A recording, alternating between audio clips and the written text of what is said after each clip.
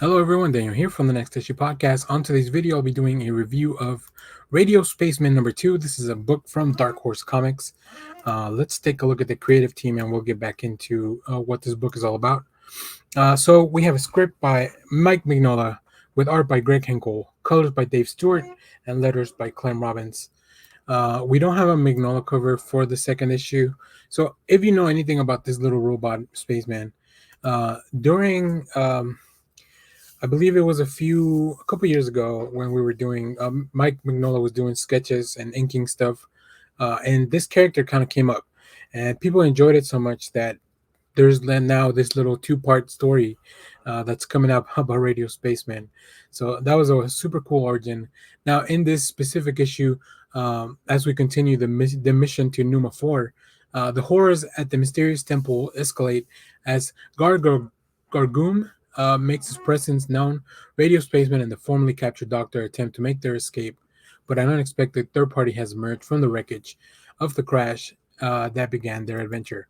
So yeah, if you haven't read the first issue, I recommend you do go read it.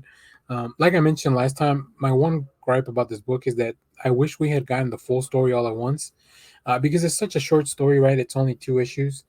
I think it would have been perfect and just like an oversized, really cool, even maybe some kind of prestige format book with a Mignola cover. I would have been more than willing to pay for it. But let's take a look at some of the art here as we move along. So here we have Greg Hinkle does a very good job of having a lot of action and dynamic poses in the drawing, which is a little bit contrasting to Mignola, but the colors really bring in that aesthetic that really one would associate with a Mignola book. Um, we have a little bit of background into this whole temple and as to how it works. All these little frog type of dudes, just really interesting character designs. Very weird story. Like I said, it's something I wish we would eventually get more of. I'm sure we might if it's successful. Based on just our views from the last video, I know a lot of people really actually watch this review, so here we are covering. We do get finally Gargum, and I love that the sound effects is just his name.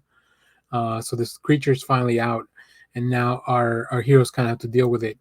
I will say towards the latter part of this issue, because the issues just kind of escalate a little bit. Radio Spaceman's role is a little bit diminished, but um, other than that, like I hadn't picked up a comic in a while that it was just like I have no idea what's gonna happen here. Like I didn't read this in the previews. I didn't expect this comic to come out, so it's kind of like going to a movie without having watched the trailer. And this was a fun movie. Is it the best comic in the world? No, it's not. But it's fun.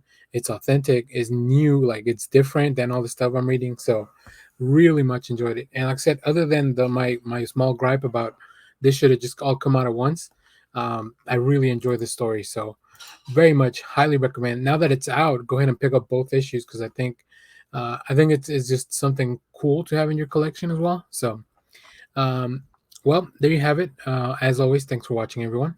Remember to share, like, subscribe, hit the bell so you know when we go live. That is most Sundays, 10 a.m. Central Standard Time. Stay tuned because we have more trailer reactions, comic reviews, TV recaps, movie reviews, all that good stuff. Also, come check out our next live where we'll be talking about the worst comic book films since 1998 to the present. We got a lot of feedback from our listeners and the people that watch this channel, so we very much appreciate that. So yeah, let us know what you think. And as always, thanks for watching, everyone. Bye bye.